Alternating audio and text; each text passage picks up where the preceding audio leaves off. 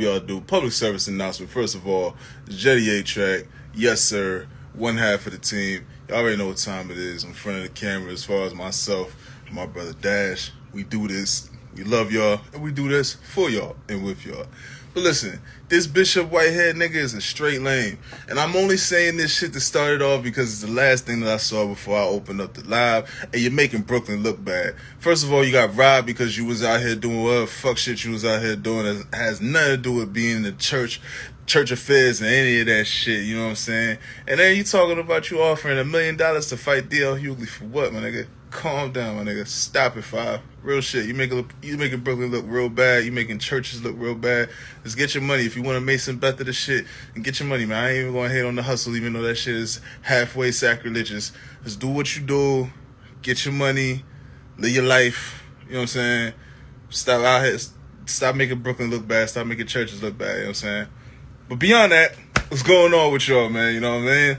La Musa, what's going on? Tion Wells, Devin MC. I hope everybody in here is living good, living well. Another beautiful evening that all of us are here alive and can be able to sit in attendance and assembly, talk our shit. Tonight we're going to be discussing work and pride. You know what I mean? The many nuances that exist between being at the bottom of the ladder to the top of the pyramid. You know what I mean? And the working dynamics within that connects both of the worlds. You know what I'm saying? Fly My Catering up in the building. Make sure that y'all get y'all Fly 'em Out smoothies. Summertime almost over, folks. But Fly 'em Out smoothies is year long, year round, year long, round, long, year, annual. Y'all know what time it is. Make sure y'all invest in one of them smoothies. Make sure y'all invest in 2 of them smoothies. Buy one for your friend. Buy one for your mom. Put a smile on your loved one's face. And put a smile on your tummy. Do what's necessary for yourself to feel, enjoy the greatness that is, the delicacy of Fly 'em Out smoothies. And right now, we're just going to put up the title for tonight's conversation.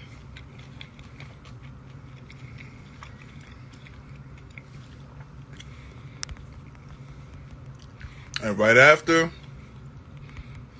I'll bring my brother up in here.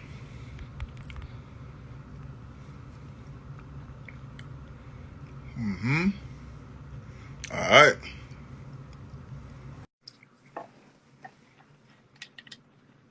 Oh, man, I got to wipe my... Hold on. Goodness. My joint's looking mad dusty. How you living? How you feeling? I'm chilling, man. Another day, another dollar. Well, I was off today, but you know what I'm saying? Another day, another breath lived and breathed and experienced, so I can't complain, man. How you living? I'm good. I'm good. I can definitely dig that. That's good. That's good. I mean, you know, a day off is good. It's good for the mind, body, the soul, you know. And just because you off don't mean it's necessarily a day off, you know. Most times it's filled with running errands or taking care of the nuances and shit that you can't attend to when you're working, so it's just part of the grind, you know. But yeah, I mean, I'm feeling marvelous, you know. It's another day. It's another day above the. There's another day above the ground, you know. Like, yeah, I'm feeling marvelous, you know. A few hiccups, but nothing too crazy. Right on, right on. So we could jump right into it, you know what I mean? I had an instance that brought apart this topic conversation, but let's put that to the side because honestly, it's not that important as much as how universally resonant and sound this connects to other people. Rita and Hills, what's going on with you, love? And this is just the workplace in general. The dynamics between the workers, the supervisors, managers, CEOs, the disconnect. What's it mean to have pride in your work? I remember a few months ago, I wasn't even thinking about this, but I was cutting some lumber for a customer, and honestly, he was pissing me off because I was trying to tell him, don't touch the wood when I'm cutting it. He was overzealous. I don't know if he just wanted to be a part of it. I don't know if he did this before. He wanted to show me I know what I'm doing, whatever. When a worker is telling you don't do something, man, just listen to the worker, man. You don't work there. You don't know what the fuck going on. Just listen to the worker, man. I'm telling him, don't do it. He's still doing it. He put his hand on the thing. I stopped the machine after the cut, and I brought him close. I said, come here. I showed him the cut. The cut was a little bit off. I said, that's because you're holding the wood. When you hold the wood, no longer is the saw cutting straight. The saw is now cutting according to the angle that you're holding the wood, because it's not just a straight cut no more. Then he was like, oh, I didn't know, man. You take pride in your work. And it resonated with me. Because to me, I was just like, I guess I do take pride in my work. But at that instance, I just wanted to correct you because you was acting like a dumbass, and I wanted to do my work. I didn't want my work to be half-assed. Like, nigga, if I'm here to work, let me work and let me give you the best quality. But even in that thought, I had to realize that, yes, I do take pride in my work. If I'm here to work, I'm here to work. I want to get paid for the highest quality that I could possibly give to the people that are coming in requesting the services and shit. So with that being said, and rolling that into the conversation, and the start of this conversation, Dash, I ask you, what do you gather from pride in work? What does that mean to you to have pride in your work? Exactly what it say. You know, pride in your work. You know, like really like giving a damn and really putting effort, and beyond effort, just a conscious, a conscious mindset to want it to be like your best, like to want to put your name on it, to want it to be like a staple of you. Like I know for me personally, like regardless of the work I do, whether I like it or not, like I'm always mindful of like this is my reputation. Like my work is my reputation. My name is all I have. Like honestly, so when people hear my name, I wanted to be attached to goodness, to good quality, to good work. Like I don't want when you hear my name, you just be thinking like, oh, such and such always be half-assed and some shit. Like if that's the mindset you get when you hear my name, that I'm doing something wrong. So pride in your work, that's to me is that's that. Seeking excellence. It's seeking being better than okay, seeking better than just being good enough. It's actually just putting that extra effort. And most times that's only involved like if you're the boss or if you have like great management that's like inspiring that. And that's partly why I wanted to infuse the part with employees and management, coexisting, because a lot of times, more times than not, in my experience, like as a manager and as an employee, I've seen like the differences between workers, and more times than not, the ones who really don't put that extra effort or that extra pride into their work are typically employees that's frustrated with the company's system. Like it's the way management set up, it's the way they delegate projects, they translate information, or just plain way they just deal with people. Like you can just not buy where a person just get tired of their disrespect so much, you just be like, you know what, I'm just here to cash the check. So whatever I decide to give, be grateful for that. That's all I'm giving, because I'm not really vibing with you, as opposed to like a great manager where like even if you hate the job, you may fuck with the manager so much, you'll be like, you know what, I really don't feel like doing it, but because they're so cool, or because they take care of me, or because they just, they just get it. They make the job easier for me. I'm going to go above and beyond to make sure he doesn't look bad because he take care of me, or she doesn't look bad. And I can speak to that aspect because, like, at this current job, I actually have a manager that I feel that way towards. Like when the job is getting too frustrating or annoying for me, like I am mindful of that manager because he does go out his way to like allocate and make sure that I'm good personally. Like whether that's my time and attendance, whether that's giving me a pass if I come to work late because he know I'm going to bust my ass when I get there, or maybe like looking the other way when I stay later on lunch break, or even if I'm having like an off day where I'm not even working like I normally work, it's just a, you know what, yo, he give me more days than not when he on. You know, I ain't gonna be on his ass about the one day he decided to slack off. You know, like, and just mindful of like he mindful that I'm a human being. You know, like, and I'm not a clog and I'm not a machine. You know, like, and he understands that. So like, even like when we have our conversations, like if I'm like slacking or if I'm just like.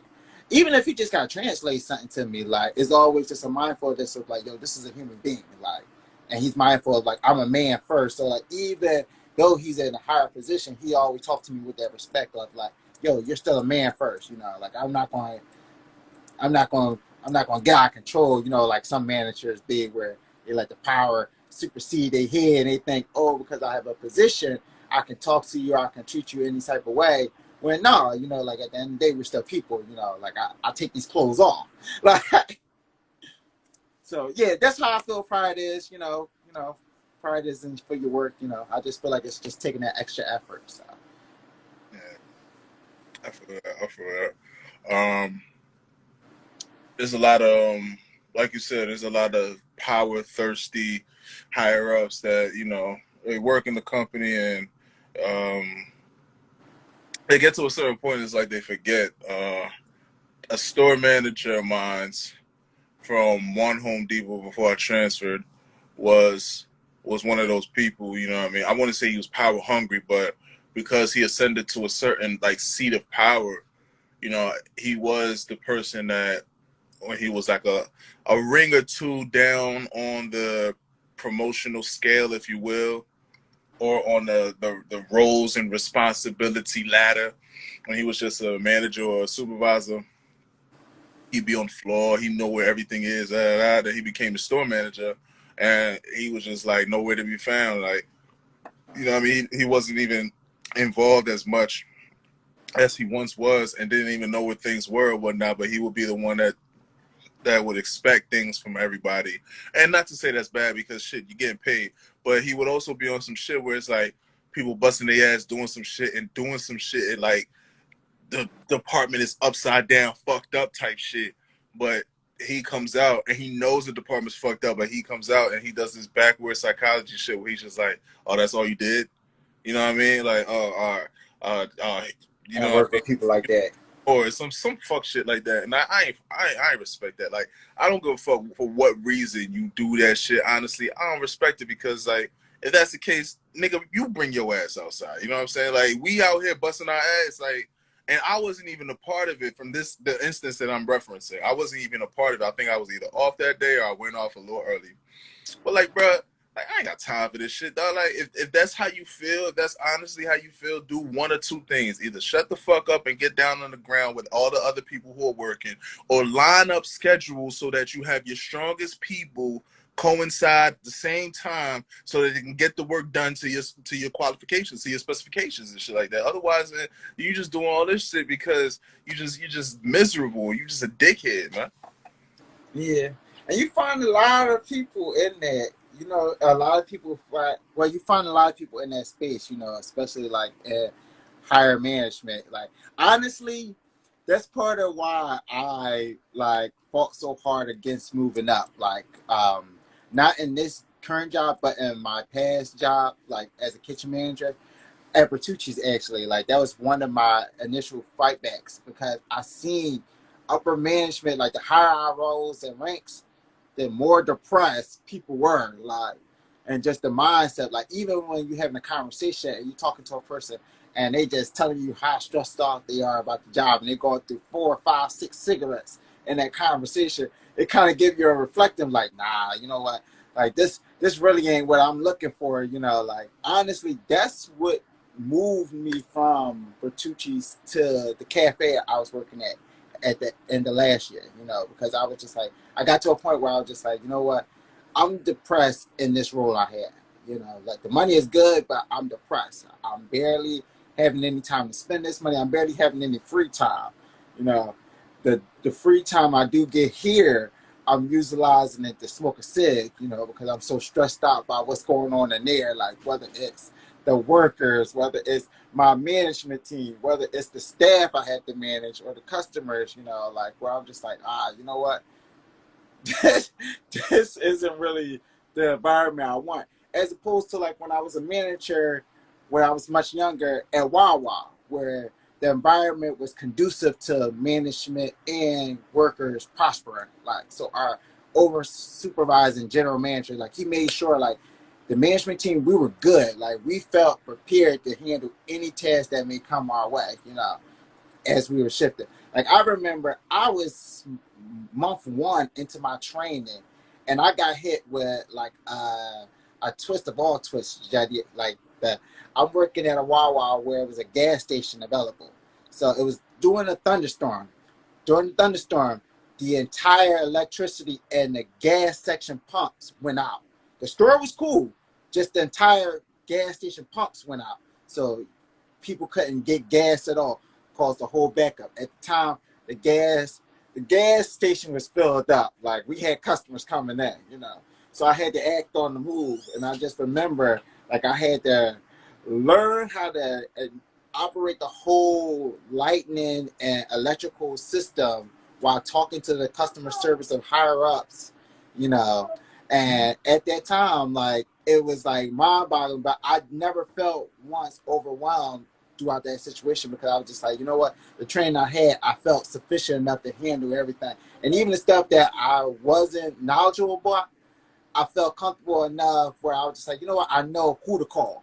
I know the numbers to reach out to. I knew where to go to get those answers. So as opposed to when I was at Bertucci's where I was like kind of just thrown into the lion's den. Like when I got my promotion, I got my promotion. Like the next day I was running shift and it was just like no training, no practice.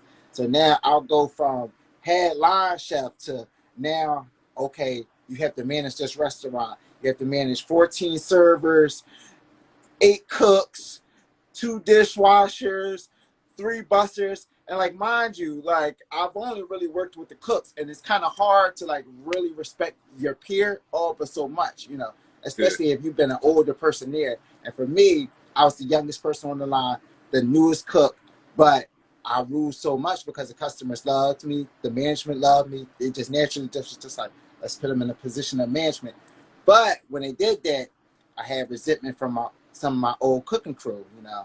And of course, like some of the older people were just like, well, how does he get here? I've been here such X, Y years, you know, I've been doing this.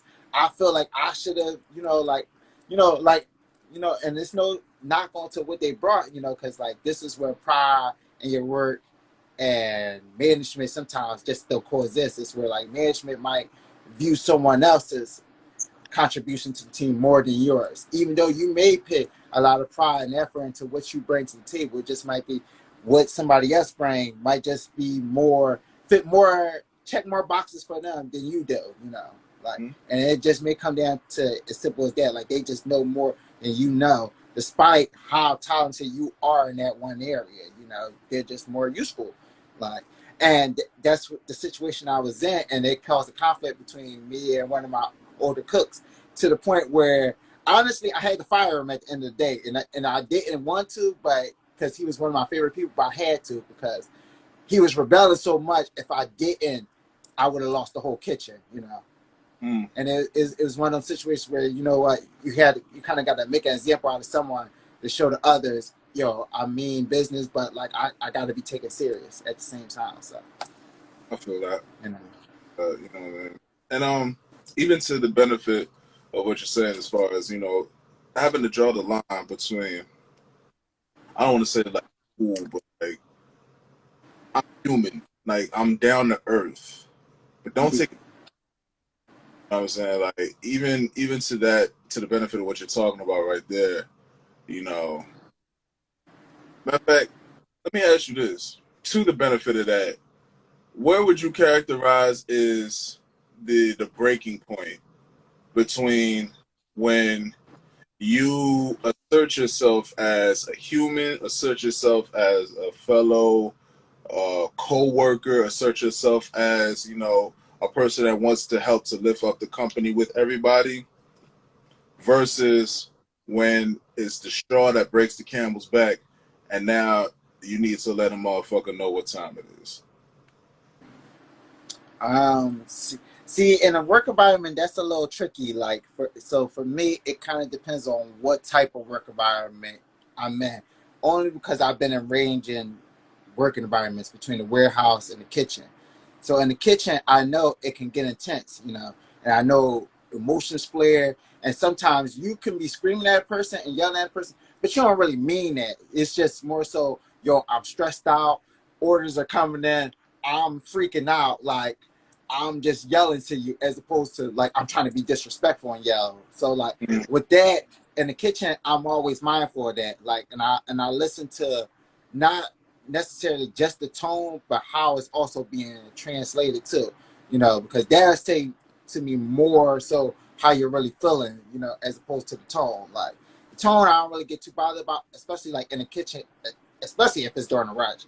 Like, cause I know that mindset, I know that feeling of, yo, I'm pressed. I know, I see the time coming. I hear you asking for stuff. Yo, it's not done. Like, it's not done. The food not going to magically cook faster because you asked multiple times. You asking multiple times is not going to make me cook the food faster. I'm purposely not holding the food back.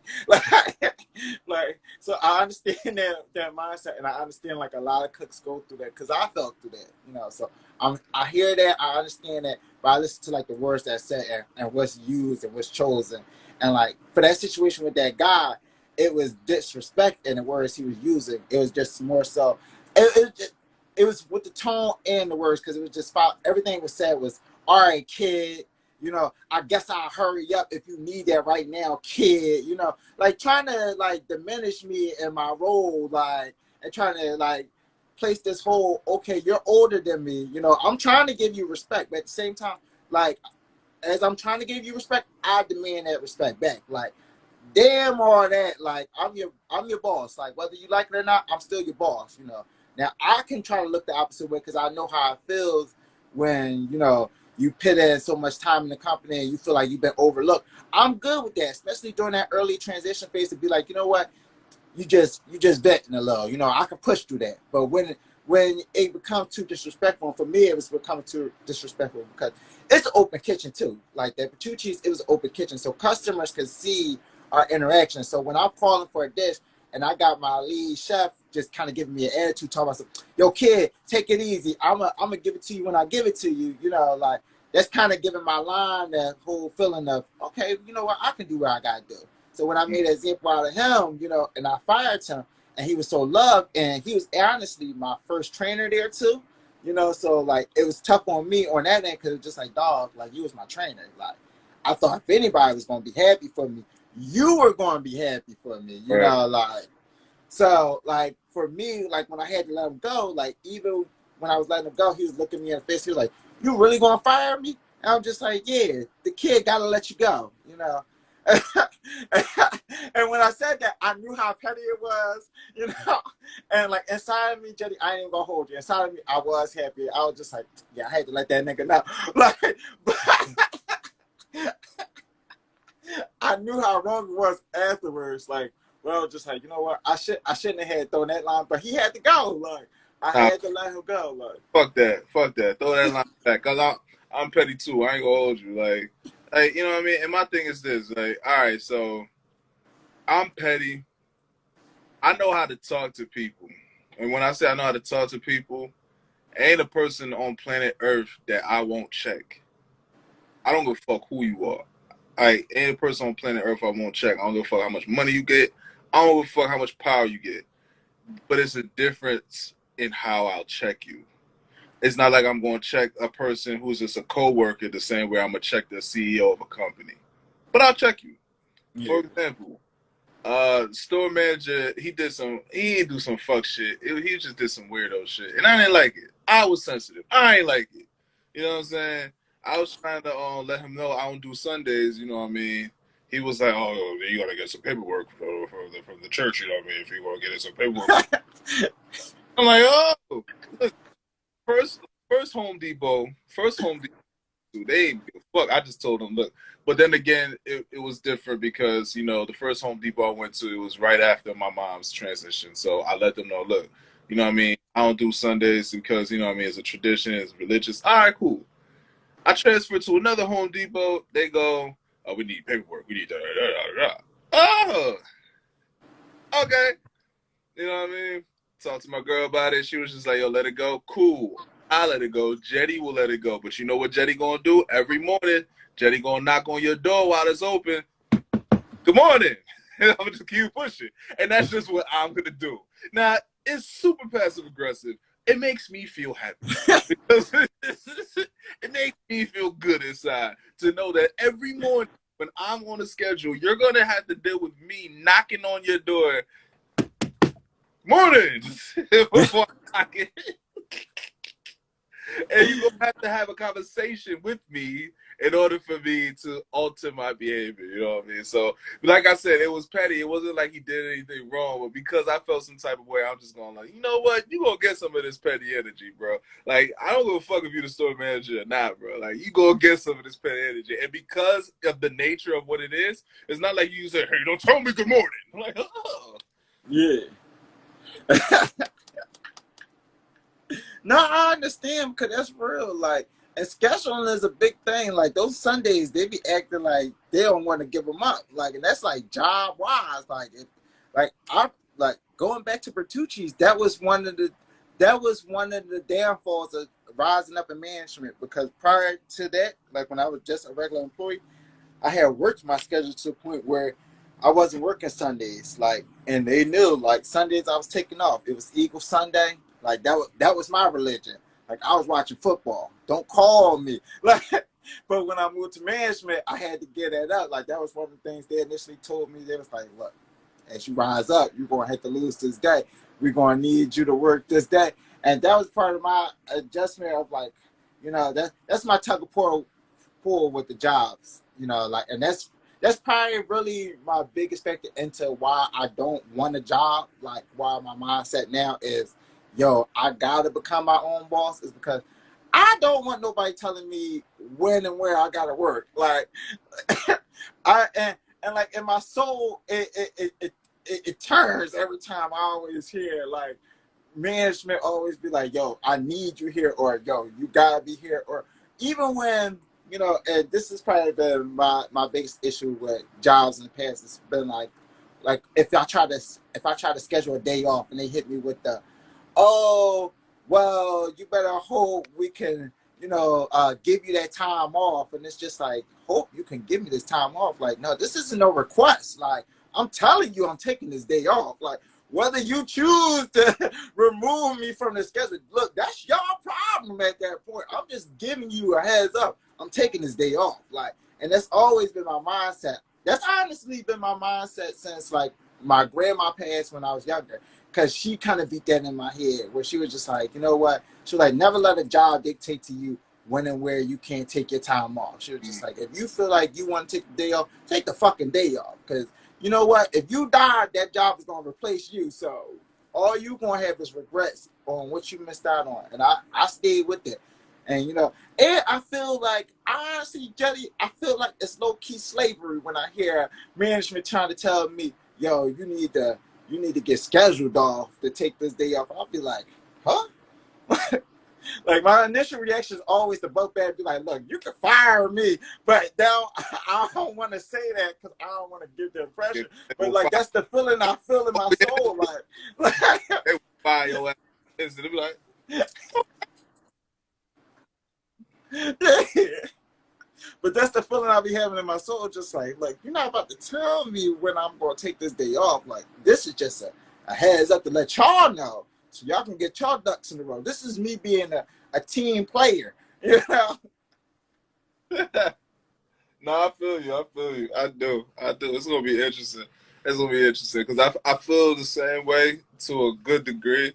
And like, man, look, matter of fact, yes, I feel that to a good degree. Plus, it's exacerbated when a company shows that, I don't want to say they don't care about you, but it's exacerbated when a company shows that they have a lack of mm, care for the temperamentals that help to keep things on the up and up for workers. For instance, I transferred to the new Home Depot, and you know, I didn't get, first of all, when I transferred, they had me with 3 absences for the period in between when I was transferring from one Home Depot to another, even though I had several emails sent from my supervisor to theirs telling them when I'd start.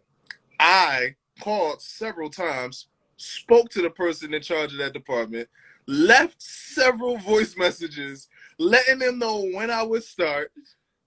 They ain't give a fuck. All right, whatever. I get there, right?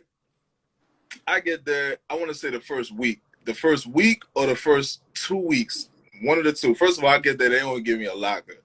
I go up in there, I'm like, what's going on? Like, I don't get a locker? Cool, it's whatever. I used to take my apron off and just roll it up and hang it on one of the walls and shit. Because I seen other people do it. I was like, cool, I did that. Nigga, the first week or two I did that shit, all of a sudden, my shit gone. I'm like, oh, that's what we doing? That's what we doing? You know what I mean? But shout out to the OG. There's an OG at my job, you know what I mean? He cool as shit, you know what I mean? Because I work hard, like, you know what I mean? So because I work hard, the people that work hard, they fuck with me and I fuck with them. So I use his locker. I use my OG's locker. So whenever I'm about to leave, I just put my shit in there. Niggas ain't gonna fuck with OG. You know what I'm saying? So I put my shit in OG locker. I'm like, all right, cool. You know what I mean? I'm going to find a loophole. That's my thing. I'm going to always fucking find a loophole, man. You know what I'm saying? But, you know, it shows me as a company how much you really I don't want to say care about me because it's not about caring as much as it's about catering. It shows me how much you respect me in terms of just the little things. You know what I'm saying? Like, no, but a little appreciation go a long way, though, into building company morale, employee morale, and even just the overall, you know, self-esteem of the whole team. You know, like, so I use my place, my current job, for example. Like, so we got 4 major managers that manage my whole entire wing. You know, and within those 4 managers, they like all individualized in certain areas. But it's only one of them that like kind of goes above and beyond and kind of show his appreciation for the entire team. So for Saturdays, like every Saturday that he managed, he'll always in the morning, we always have donuts, coffee, hash browns, you know, for breakfast. Like regardless if you bring something, like, and we get there, we start work at 5 in the morning. I'm walking through the door. He already got the donuts lined up. If you running through trying to scan, he hit you with the, hey, yo, throw you a couple of donuts as you're running upstairs to change and everything. You know, and then for lunch, he take care of us with like pizza or hoagies, you know, like every time he work on Saturday. And that's like his way of being like, yeah, we up in this joint Monday to Friday for 10 to 13 hours on average, you know, like let me at least show y'all some appreciation on Saturday. You know, and if I can get y'all out of here early, I'll try to get y'all out of here early. Now, my other 3 managers, while they all are good management, they don't show that same level of appreciation, you know, not in that same level. Now, they may give a compliment here and there, you know, to like a couple of their favorites, but to the overall mass, they don't do that. Like, they don't cater to the team. And you can see the overall team dynamic to them, you know, like, it's like, you know, like some members vibe with different members of the management, but everybody unilaterally likes the one manager who caters to everybody, you know, because like, although he is a tyrant, because I will say this, he will work the shit out you know, like, but he caters to you, you know, he treats you like a human and he make you feel appreciated for the work that you do, that you don't mind busting your ass. Like, you know, you busting your ass, you know, when you're there, it's going to be a long day. Like before he cut the day, he trying to get his numbers to look really nice. So he looked real good to me. But you don't mind because, you know, look, at the end of the day, he going to show his appreciation for me. He gonna let me know how well I did. He going to, as I exit the building, yo, thank you for working so hard. Yo, I really appreciate it. Like, you don't have to do that, but it just sets a precedent. You know, it makes your workers feel good. It makes people feel good working in the job. And it was something, actually, me and my coworker was talking about today. We were just like, you know what? Work shouldn't be a place that you hate to go to, you know. Right. Yes, everybody has to go to work, and it isn't always the most enjoyable process. But if you have management in place that makes it bearable, that makes it workable, you know, like where you can feel at peace when you're working to at least an extent, you don't mind busting your ass. You don't mind coming in. You don't mind doing extra hours. It's when it's when it's taxing on your soul. When it feel like not only am I working, but y'all draining my energy. It make it hard for me to give you that extra energy. It make me hard for me to do that extra step. Even if that step may be simple, it makes it hard for me to give it. Like if y'all pull it so much from me, it's like just having a tyrant around your neck. Somebody just draining all your energy, just sucking away. Like, and sometimes that's what work can be. It could be that burnout factor.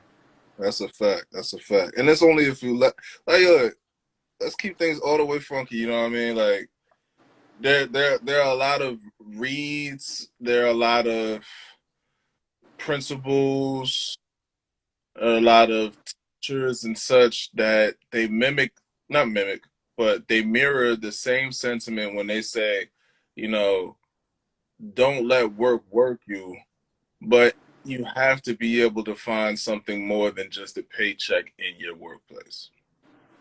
So with that being said, Home Depot, we got stocks, you know what I'm saying? You have networking, that's with any job, you know what I'm saying? There are opportunities for elevation in order for you to learn different departments. You know what I mean? Perhaps you want to do something as far as to renovate your home or to upgrade something or to learn how to use certain tools, everyday tools that we'll need around the house and shit. You know what I mean? It's imperative that your workplace pays you in more than just money. If all you're going to work to do is just to get paid money, that's when I feel like you're a slave. Like, nigga, like education should be at the top. You know what I mean? Like, yes, we need to pay for our bills. I mean, we need to pay bills for our livelihood. Yes, we have things that we want to get for ourselves and for our loved ones. Yes, we want to be able to keep a roof over our heads and things of that nature. These things are important. Yes, but at the same time, it's like you want to continue to live the same rat race. You want to continue to run the same rat race, or do you want to work to learn so that, like you said, you could be your own boss, so that you don't have people over your shoulder telling you, hey, you ain't got a choice, you have to come in this Sunday. You know what I mean? Or you ain't got a choice. We're not going to give you this day that you're looking for to go off and shit. And you just looking at them with the crazy look. You know what I'm saying? Like, it's essential. And the funny thing is, you know, I heard this. The first person that ever told me this straight out was a teacher when I first went to college, IUP, some 10 plus years ago. And she was a business teacher, business professor.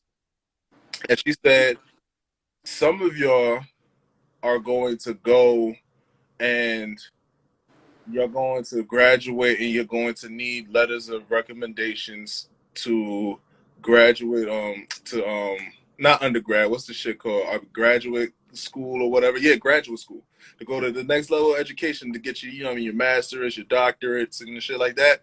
Some of y'all gonna need letters of recommendation for that. Some of y'all gonna need letters of recommendation for your businesses or for your jobs, for y'all to get to, and y'all not gonna get it from me because I don't know you. And I started listening. She was just like, and she gave up the gems heavy. She was like, I have students of mine that after they left my class, they still come back to me. They'll buy me like coffee. They'll sit down and catch up with me. You know what I'm saying? They'll get a little bite to eat with me. They'll call me to just check up on me and see what's going on. Those are the ones that I'm going to give the letter of recommendation to.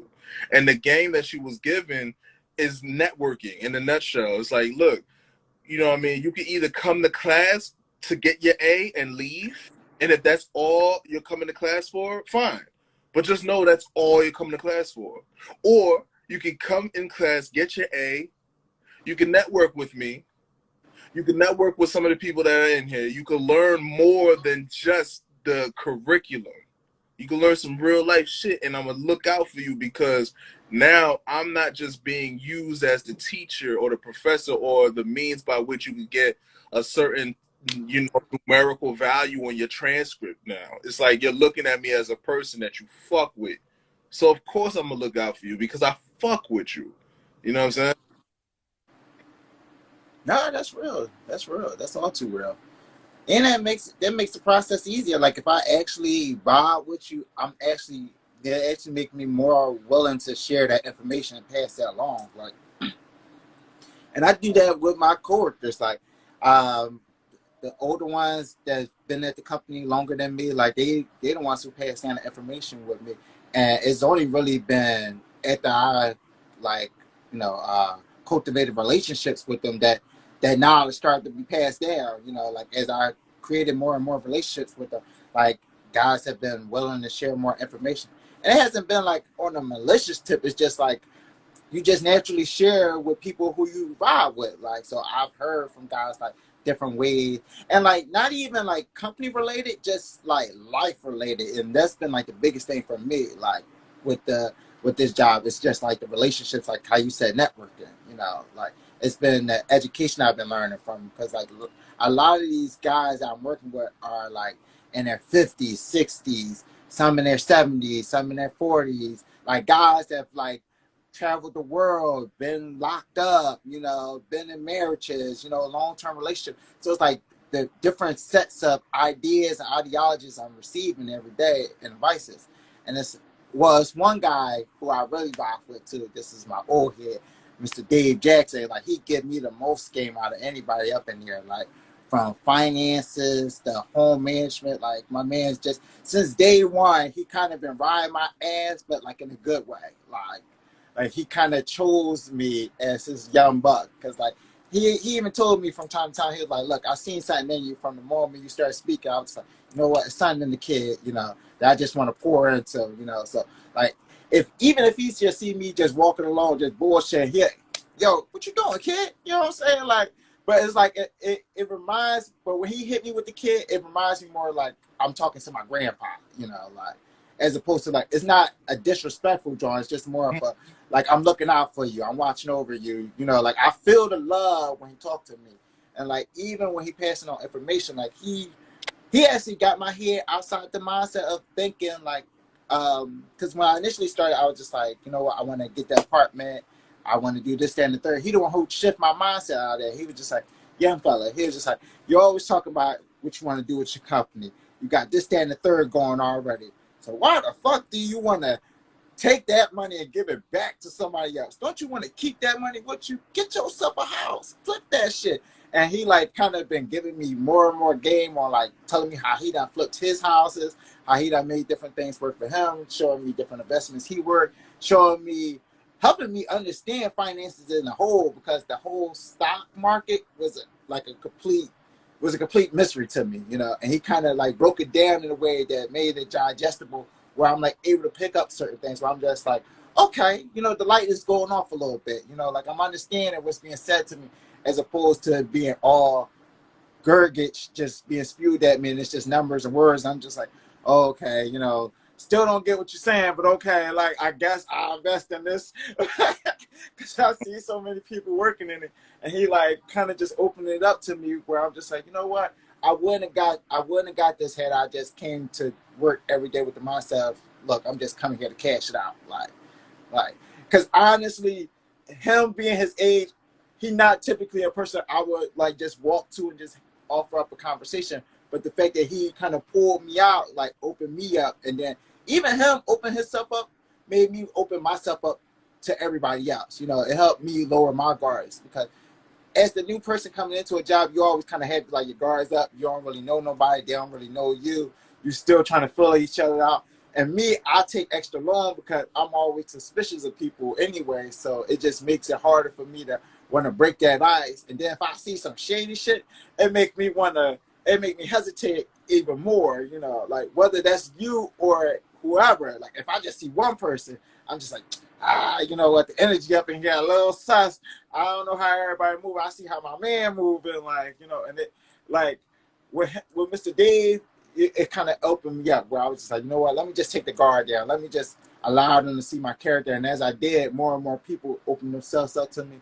And I done really made some real lasting relationships. Like I already know, like when I leave this job, I'm not going to not be able to talk to these people. Like these people are submitted to my life in certain facets. Like it's certain times where I get a call from some of them where they might see a car familiar to mine. Like, all right, for instance, one of my old guys, today he called me because he was after we left work. He called me like 15 minutes after we left. He was like, "Yo, are you on the side of the road right now?" And I'm just like, "No." He was like, "All right, cool." Because I see you in the car that looked just like yours. I was about to pull over.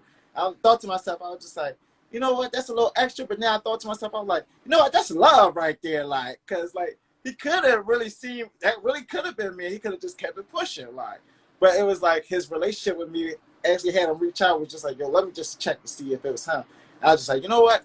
That's thorough. Like, you can't beat that. You can't, you know, you can't buy that. You know, and that's real. There's some things that work provide you that, you know, that's unexpected, but it's like cherished. That's a fact. It's like We an got a added perk couple of, to that check. huh? Oh no, I just said it's an added perk to the checks. Yeah, it is. It is. Absolutely. So we got a couple of comments they want to jump into. So Kang said, being your own boss don't mean Sundays off. Folks gotta remember when you the boss, you first and last to leave if you want your company to grow. You first to come in and last to leave if you want your company to grow. I feel you. That's a super fact.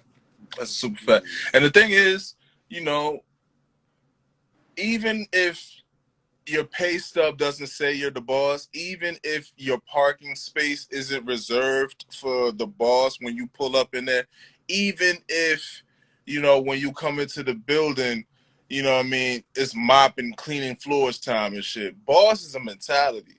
You know what I mean? So if you don't adopt the tools and the principles at a ground level, don't think that you're automatically magically going to get it as you climb. You might not even be able to get the opportunity to climb to even get it according to where your mind is if you're not implementing the skills necessary for people to be able to see it to even help you on your way up. You know what I'm saying? To even like pass you the tools and the torch and shit like that as you climb because they see it in you. So it's like you have to be able to have these qualities in you to come in first thing in the morning, you know what I mean? You ready to work as a worker, not even as a boss, you know what I mean? You got to be able to have, it starts with a mentality first. Before the checks start to come in to reflect who you've been for many years, it starts with a mentality. It starts here first.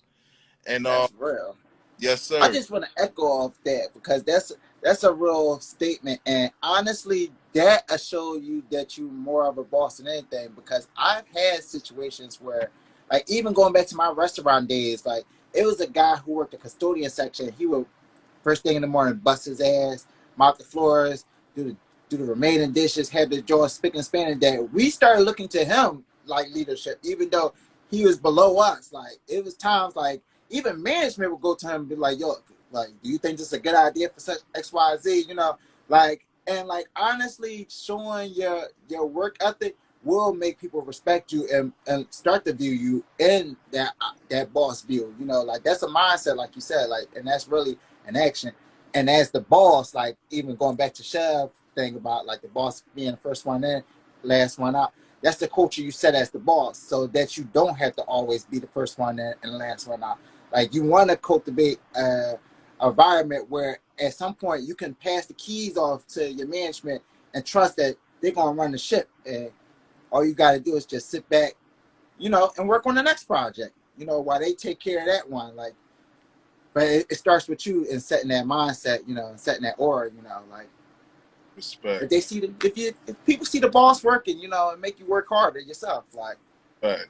That's a super fact. There's one more comment I want to get to though. That African butterfly said, "Oh my God, can he help me?" This is in reference to the OG you were talking about, Dash. Uh-huh. Said, "Oh my God, can he help me? I want to get in the stocks, but learning it has been a pain. Or you learn, then you teach me." Okay.